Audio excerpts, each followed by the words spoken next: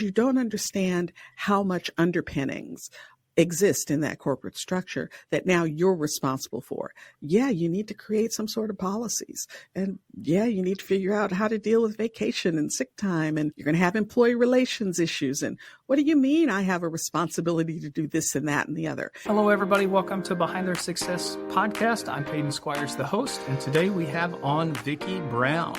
Vicky is a dynamic entrepreneur, HR expert, and accomplished performer. She is the founder and CEO of eDomineo Enterprises. She has built a thriving HR service company from the ground up, serving as a trusted advisor to businesses across multiple different industries. Vicky's journey is a testament to resilience, adaptability, and the power of blending creativity with business acumen. Vicky, welcome on Behind Their Success. Well, thank you so much. I'm thrilled to be here. I'm really looking forward to our conversation. Absolutely, Vicky. So tell us a little bit about who Vicky Brown is and kind of what you do currently. Sure. Well, I'll give you kind of the Reader's Digest version. I guess I'm aging myself by saying that, but I tell folks all the time that I'm a lyric soprano, I'm an only child, and I'm a Leo. So I was born this way.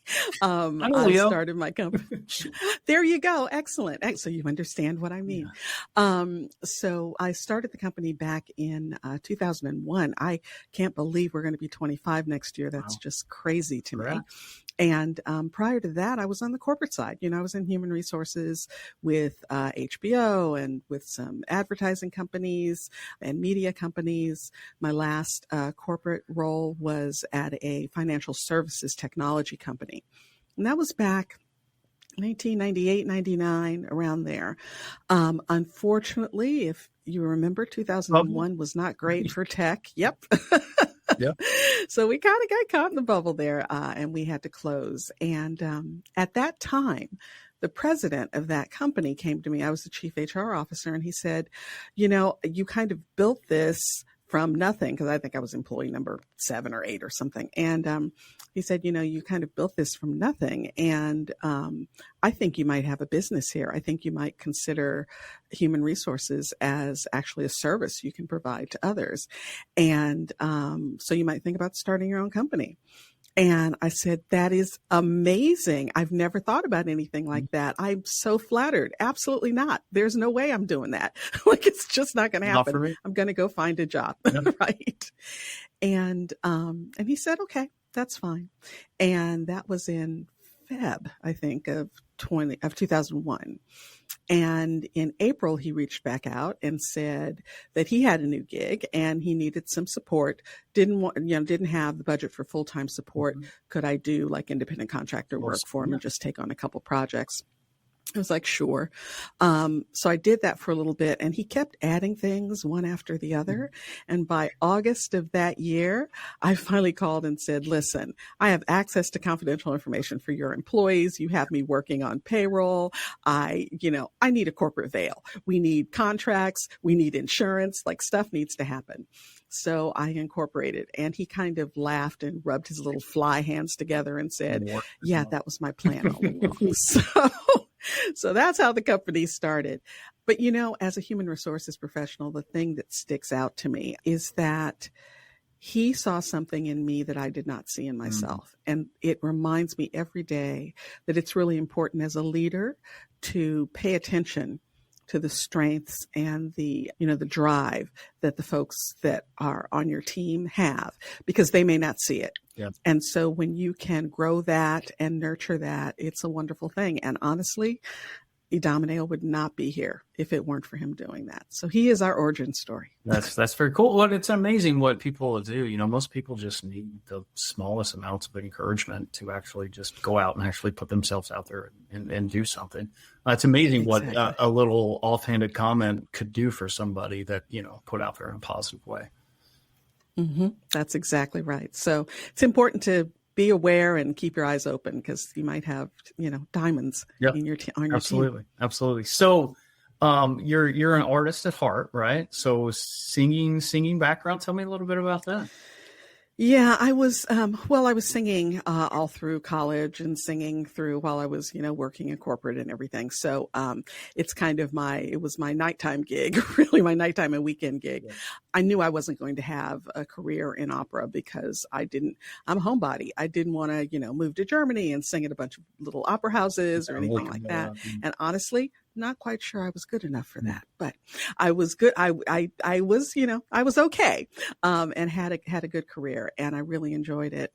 But I always like to say that I took a 1-year hiatus, something like 9 years ago, because the schedule was just after 20 seasons, you're scheduled almost 18 months, if not 2 years in advance. And running and growing a company takes its own attention.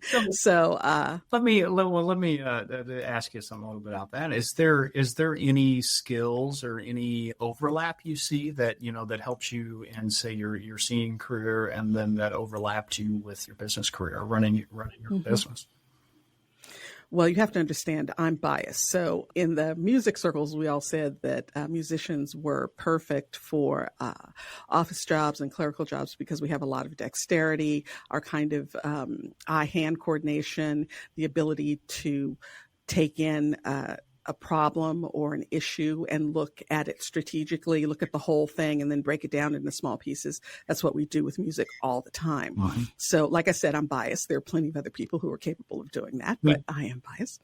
But I think that has really helped me. But I will say that the thing, the name of my company is Idomeneo. It's the name of an opera by Mozart.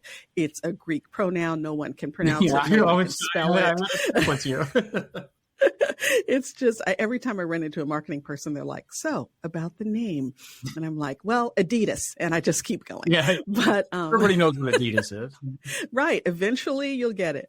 But the reason I did that is because the huge benefit for me has been when I am trying to solve a business problem or solving a work issue. There have been so many times that, like I said, I'm a soprano. I sing in the chorus. I'm third fishwife from the left, third villager from the left. And so many times I would sit behind the orchestra and wait for my turn to sing again. And it would be, particularly if it was with a philharmonic, it would be movement after movement after movement. And now you sing. And there were so many challenges that got resolved in my brain while I was sitting on stage waiting to sing again, because it was such a experience. And I wasn't hammering away at the question, I was just letting my mind float, and I was in a creative environment, and the answer would just come to me. Now, that is not to say that music and being a professional musician doesn't have its own issues. You freak out about auditions all the time. There are 50,000 people who want your job. There's all of that going on. So that can be very stressful as well. And during those times, I would take refuge in business because I could do a project from A to Z, get it done, zoom, on to the next thing, So I kind of play them off against one another. Yeah. Yeah. You talk about the pressure of the singing and stuff. And that's kind of interesting. I can kind of relate to you when you talk about kind of going in that, I don't even, you didn't say flow state, but kind of seem like a flow state, right? Where you're you're singing, you're in the middle of that. You almost shut your brain off, and you imagine like the epiphanies and things that really come out of that. I really found that mostly in a physical, like working out and exercising. I found that in a physical practice like that it's amazing the ideas that come to me when I'm either lifting weights or walking or jogging or whatever, because I guess I just my head finally gets quiet enough to actually hear something. Right. My philosophy is those activities, if it's physical, if it's mental, if it's emotional, it clicks something in your brain that allows us to get out of our own way and allows our full creativity to kind of take over. And it's a wonderful thing when it happens. Yeah. So I advise everyone to get in that state as often as possible. Yeah. And like practically, how do you do that? Like I've seen it suggested a lot where it's like you just need to get some quiet space. A lot of the entrepreneurs and stuff I hang out with, they journal a couple times a week where they, they're just spending, they got 30 minutes on the calendar twice a week where it's them and a piece of paper and a pen. And that's like what they make themselves do twice a week, which is like torture for some of them guys, right? Like, cause right. Trying to set still as an entrepreneur to deal with any of that stuff, but it's it sounds all woo-woo and hokey and all this stuff, but it really isn't. It's just brain science of like, we are so distracted all day long that we can't even sit still to just put any pieces together ever. Mm-hmm. Mm-hmm. You're absolutely right. And the thing for me is, I try to sit still and meditate. And then I think, am I meditating? Oh, listen to the bird. The bird is really loud. What's happening with the bird? Am I still meditating? Right. Exactly. So I've got all that going on. And so physical activity helps me. I know a lot of people say they get a lot of ideas when they're in the shower. There is something about the water and right. And it just, so whatever it is, if it's sitting still and meditating and really, that's the best possible world. But if you can't do that, if there is some activity or something that can actually flip you into that state, then I say go for it. Yeah, 100%. You want to tap into that as much as possible. Absolutely. So, you had the corporate career, right? Before you kind of made the transition to entrepreneurship. Like what mindset shifts would you say you had to make there? What kind of doubts? I'm sure, there were doubts. You said you would never do it, right? So tell me kind of just some of the mindset shifts you had to make in that change. They were huge. And I think that there are some that are unique to folks who have been in a corporate environment and then kind of hang out their own shingle.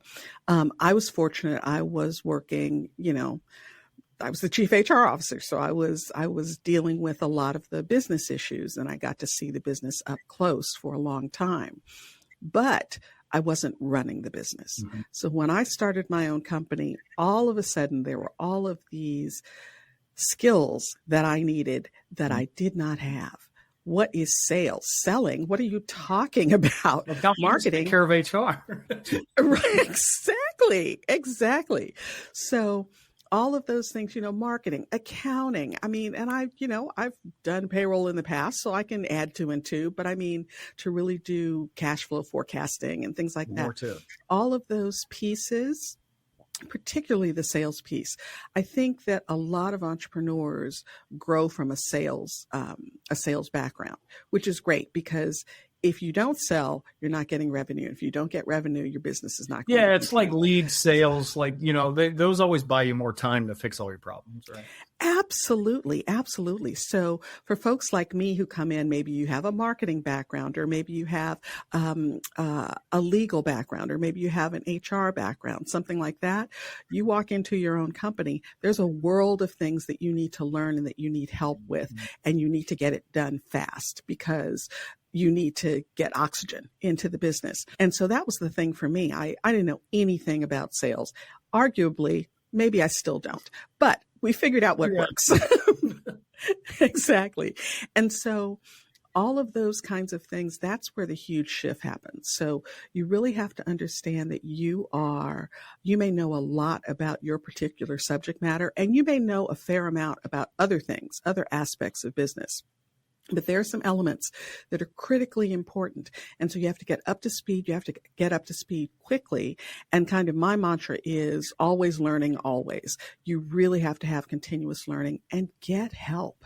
I understand what a cash flow forecast is, and I can do one that is, I kind of put it together with my feet and it makes sense to me. Right. Right. Exactly. But if my accountant looks at that, he's like, okay, I don't know what that is. But anyway, all right. We won't even address that. But so get help, get experts. And, and I would say for folks who are starting their own company, and of course I would say this, but if you're bringing on a team, it's different than being inside of a corporate structure and having a team report to you, because you don't understand how much underpinnings exist in that corporate structure that now you're responsible for. Yeah, you need to create some sort of policies. And yeah, you need to figure out how to deal with vacation and sick time. And you're going to have employee relations issues. And what do you mean I have a responsibility to do this and that and the other?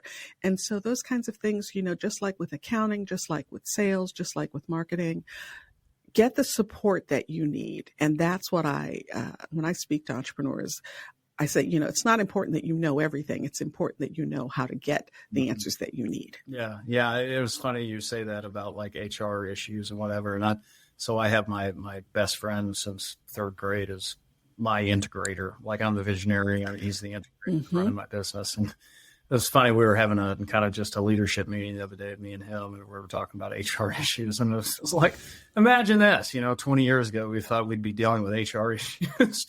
Right.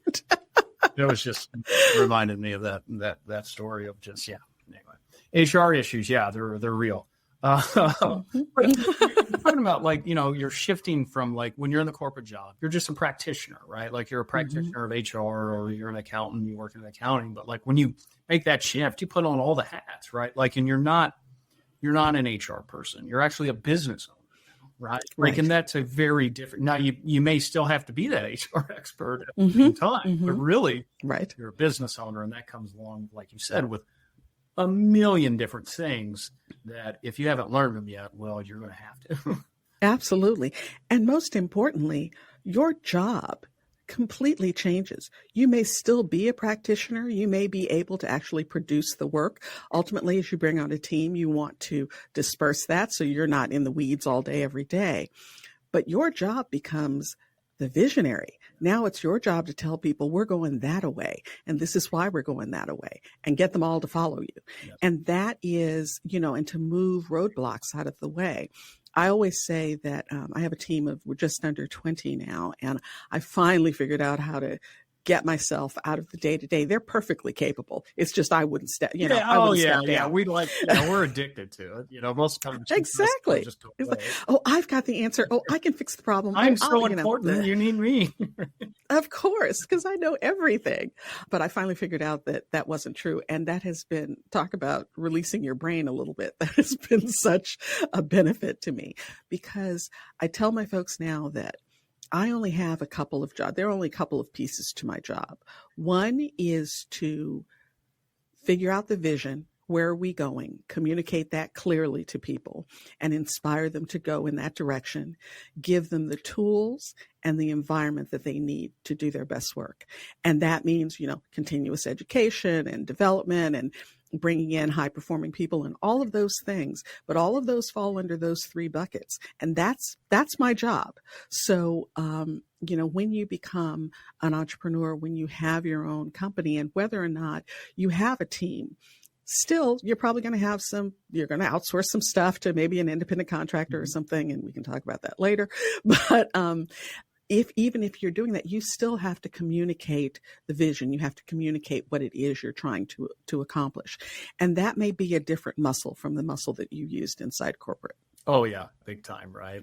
And don't get me wrong, I've been an entrepreneur for a decade, 11, 12 years or whatever since I opened my business. But there's still days where I think man, wouldn't it be nice to just leave at 5 o'clock? I have nothing to think about when it comes to work. What is it like to have a weekend where you don't think about work at all during the weekend? Yeah. But even that, or there's, the people that they're just outside the system and don't know what an entrepreneur's schedule necessarily is like, but it's 24/7. Of course, yes, you need to set up your, dividing line, not, but the people, entrepreneurs that really love business and whatnot, it's really nonstop. Are you looking for a new tax experience? Looking for an advisor that actually brings you high-level ideas and proactively plans so you aren't overpaying your taxes? Or how about one that even just responds and communicates in a timely fashion? If any of that resonates with you, you probably just have a tax preparer and not a tax planner. And it is through the tax planning process where all the value is found.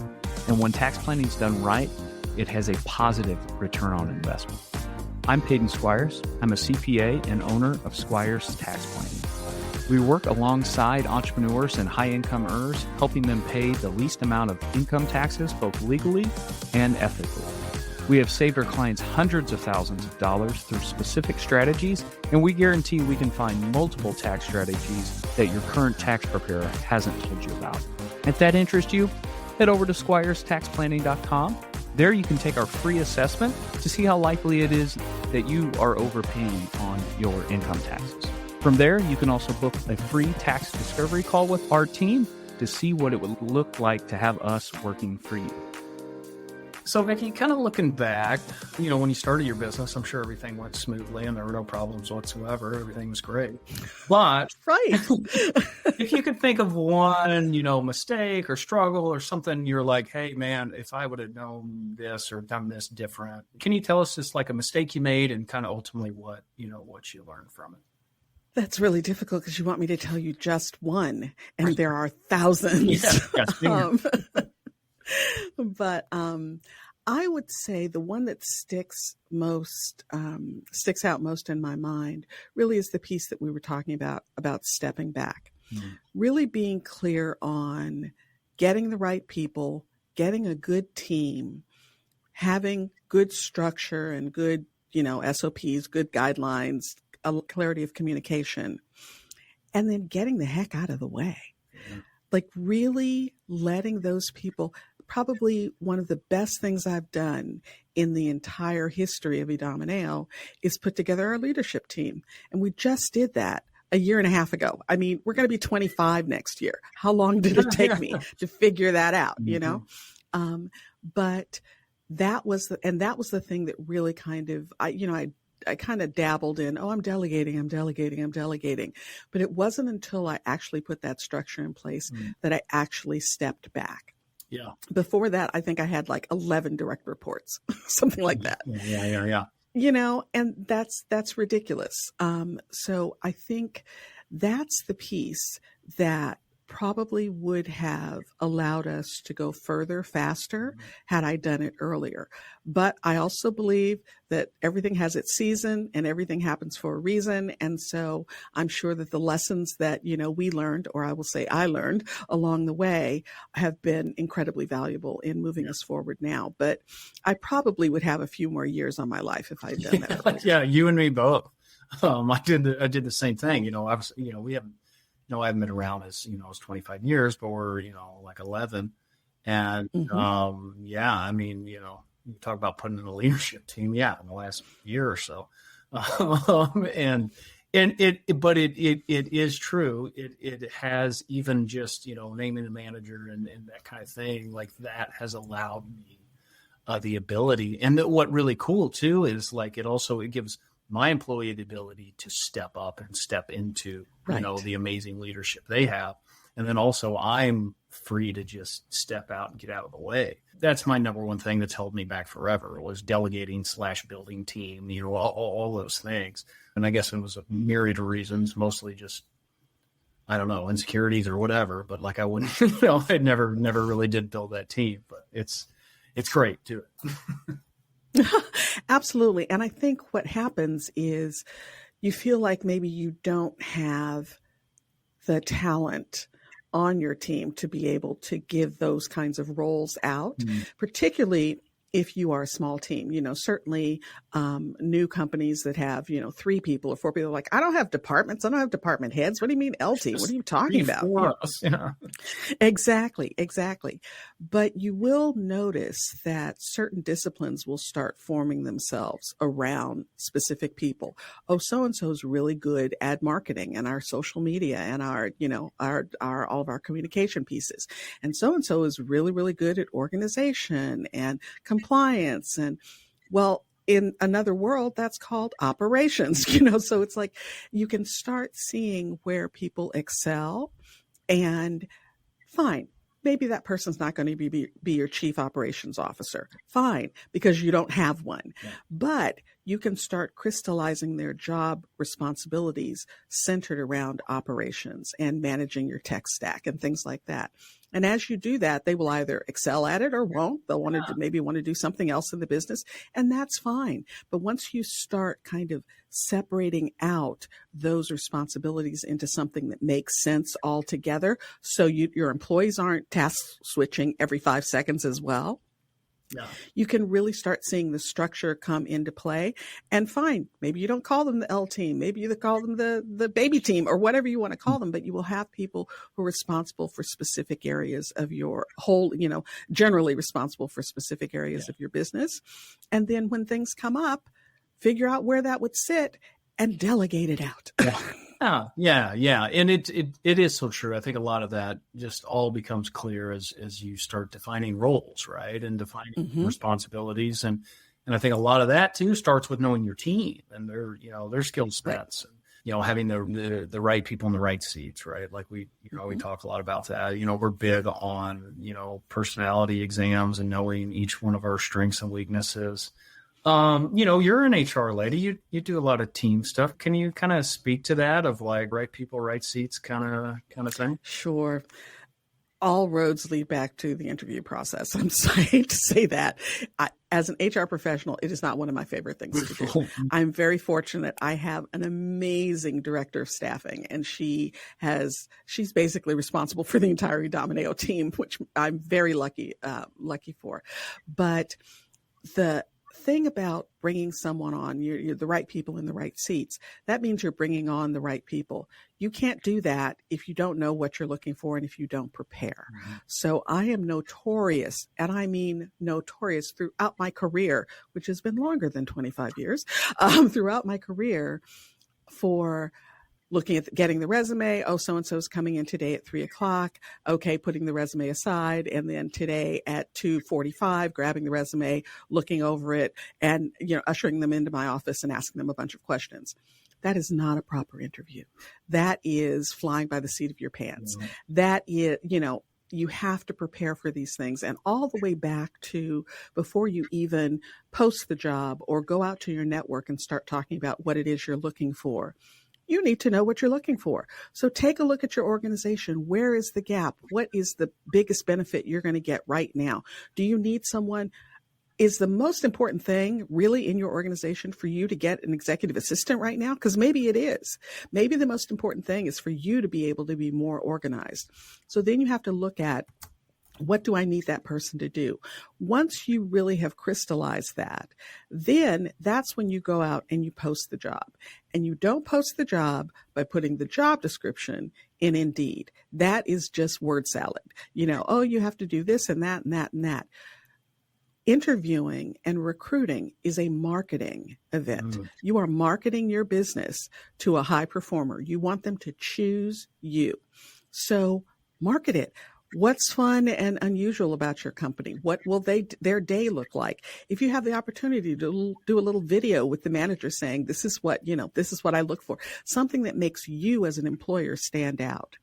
And then be judicious about who comes in. Now you're going to get 1,000 resumes, and that's not the most fun thing because who wants to go through 1,000 resumes? But take the time and really do it, because when you do the skimming, that's when you miss people who might be perfect for your environment. And then prepare for the interview. What does that resume show that is important to you? And what does it not show that you need to know about? And those are the kind of behavioral questions that you need to be asking. When did you have a situation with a client that went south? How did it go south? Tell me what happened. What could the company have done to support you more? What was your idea about this? How did you talk the client down? All of those kinds of things. You just keep asking the questions, and that's when you get at the truth, and that's when you start really understanding not just what the experience was, but how someone thinks. Yeah. So that whole part is really important. And then once you get people on board, then you have to feed them. So give them development opportunities, give them training opportunities, let them cross train, let them bring you ideas. Don't shoot them down every 5 seconds when they say, let's try this. No, we can't do it because that doesn't make any sense. Or try it. Let their little wings fly for a minute, Yeah, well, let them be seen, right? Like, I think some of the HR stuff, to a degree. Now, I know when you get to big organizations, it gets way more complicated. But in small businesses, like, say you get teams of 10 or something, like, and I guess it's just my philosophy or whatever, but, like, I have relationships with my employees. Like, we have good, honest, open conversations. So, like, what do you need? You know what I mean? How you feel it? And I'm like, hey, you ever need anything, just let me know. And just try and take an open door of like, hey, I'm here to support you. You're here to support me. Like, let's just communicate about stuff. That's the human part. Exactly. That is the human part. People forget. They just say the word like human resources or HR or something like that. It's all about the humans. It really is all about the humans. Yeah. So, and humans operate most effectively when they're dealing with other humans. Like, just have the conversation. Just ask the question. Just listen. Really listen. So, yeah. Yeah, and you're right. Like, you're not just smashing on, maybe some of your employees' ideas or whatnot. I mean, like, they have to run along with all your stupid ideas all the time. As an entrepreneur, right? So, like, right. You can let them speak a little bit too before you do that. Mm-hmm. Because how many times have you dreamed out loud and then never followed up? Exactly. And you never know. They may have a golden nugget in there that you're just ignoring that could catapult you into the next level of your business. So, yeah, and I try to be real careful throwing out ideas to my team and stuff, just because I know like how many times I do that. And like, I just don't want them to think, okay, here's Peyton saying another thing that, 2 days ago, 2 days from now, he'll have totally forgot about and moved on. My team used to call it, Vicky's been at a conference again.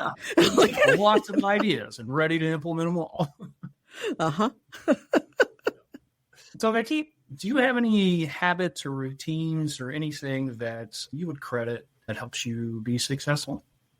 I wish I could say I get up early and I work out every day and I have a good breakfast, and I don't do any of those things. I hate getting I'm a performer. I have a late body clock. I hate getting up early. Working out is something I talk about a whole lot and never do. But I would say that I do try to have consistency, certainly. And one thing, there are two things that come immediately to mind, and they're really small. One is the teams, they finally convinced me to go ahead and put Slack in the company a while ago. And I was very resistant for a very long time. But and they have a ritual. Every morning, everybody on this team says good morning to one another on Slack, which just cracks me up. And sometimes there's a little GIF in there, and sometimes there's a little, meme or something. And it has become a really wonderful kind of bonding experience that just happens every morning. And if someone doesn't do it, then people are like, are you okay? It's like, is so-and-so in today? Exactly. So I love that. And then the other thing is, and this is something you will find when you go ahead and delegate, my email, I still get a ton of emails, but I used to get, I would wake up to 200, 250 emails in the morning. And what I started doing was just taking everything from that morning, dumping it into a folder that's literally called Organize. It's a Outlook folder that I have called Organize. And it's organized by name instead of organized by receipt. So I can just scan through it really quickly, delete a whole bunch of stuff. So that's my thing for organizing my email in the morning. And now that I actually delegate, my email is down to about 75, which is even better. But, and then I'm left with that way I don't miss anything that's really important. And I'm left with the things that I really need to take action on. And I've kind of triaged all of that email really, really quickly. It takes, maybe 10 minutes. That has become tremendously helpful for me. And I've tried to do something like that my entire career and never found I did the David Allen thing and I did all of that. And I never found quite the technique that I would be consistent about. Yeah. And this has really, really helped. So it's made me a lot calmer in the morning. Yeah, that's good. Email has been the bane of my existence for probably a decade plus now. And I've implemented some things. I have an executive assistant and my emails are just kind of monitored by multiple people. Mm-hmm. I would just say that, to where they're, hey Peyton, you need to take care of this or take care of that or whatever. Right. So it's a lot better than it used to, but still like my main mode of communication, is just firing emails back and forth to, lots of different clients and stuff. Mm-hmm. So that's, let me know when I can get rid of it, or you can tell me. Right. Exactly. Well, my assistant is very, very good. She stays on top of me with things. And so I really appreciate that. But I just, it has been like an albatross hanging around my neck forever. So it's been really, really great to figure something out that worked. Yeah. Shout out to all the executive assistants out there. Gabe is my hero. He's huge. Every day. And Gabe is fantastic, by the way. Good. So Vicky, looking back earlier in your career, you've been running your business for, just shy of 25 years, which congrats. That's a heck of an accomplishment. Not very many businesses go 25 years. So that's a big deal. Is there a piece of advice you wish you would have known, at the beginning that you know now? I mean, obviously you've learned 10 million things between now and, between then and now, but like, is there one key thing that like, man, if I'd have just known that 25 years ago, other than the delegating thing, that maybe, my process would have been a little smoother or a little simpler or a little easier? Yeah, I would say for entrepreneurs that don't come from a sales background, figure that out early. Learn how to sell. I just can't express how important that is. I did not figure it out early. I was very fortunate. My origin story with the president of my former company. So he was our first client. Fantastic client, grew to a ridiculous size and was a client for 10 years. And that was fantastic. But in the early years, it was a very, very small gig. And he was our only client for probably 24 months because I hadn't figured out the sales piece. Yeah. I just had not figured it out. And that's a dangerous place to be in with one client for 2 years, right? Exactly. So I would say that it's really important to kind of get that under your belt, because you said something critically important earlier as we were speaking, and that is that once you figure that out, once you're getting revenue in, it expands your runway. And runway is everything, because if you have enough runway, you can figure the stuff out. You have time to figure out the other pieces. So sales is important. It's really important. Yeah, I got a buddy who's, he's a big sales guy, like ran sales teams. He's all about sales. And he's like, yeah, the problem's always you need more leads. It's always more leads. More leads will solve all the problems. Right. Exactly. And it's right. I'm from a traditional space, I would say, a CPA tax firm space. And yes, 90% of firms have no sales process, zero. There's just CPAs in there and people ask them to do their taxes and they say, okay. Right. That's exactly. And that's something me and my organization have really tried to get professional at, is a professional sales process, professional marketing process, and really just get professional in every, major pillar of business. So we can actually run a real business and it's not scrambling around saving the day or whatever he does. Right. Right. And I can delegate and process and systematize as much as possible. Right? Exactly. Well, Vicky, this has been an amazing conversation. What is the best way the listeners can get to know more about you, your company, and really anything that you do? Oh, well, fantastic. Thanks for asking. I am not going to force everyone to spell Idomeneo. So we have a little gift, and on this page is all the contact information as well for how to get in touch with us. So you would just go to VickyBrownHR.com/podcast gift. And we have a little gift for your listeners there. Okay. So that is VickyBrown.com, or did I mess it up? Vicky Brown HR. I wish Vicky Brown weren't. You were doing exceptionally well. It's just Vicky Brown is so common that I had to tack on an HR at the end of it. Yeah, you don't have VickyBrown.com. Right, exactly. I do not own that. I got PeytonSquires.com. There's not too many of those. Oh, good for you. Oh, yes. VickyBrownHR.com/podcast gift. I'm just going to quit trying to do that, Vicky. No worries. Vicky, I appreciate you for coming on. Any last parting advice for the listeners or anything you want to leave them?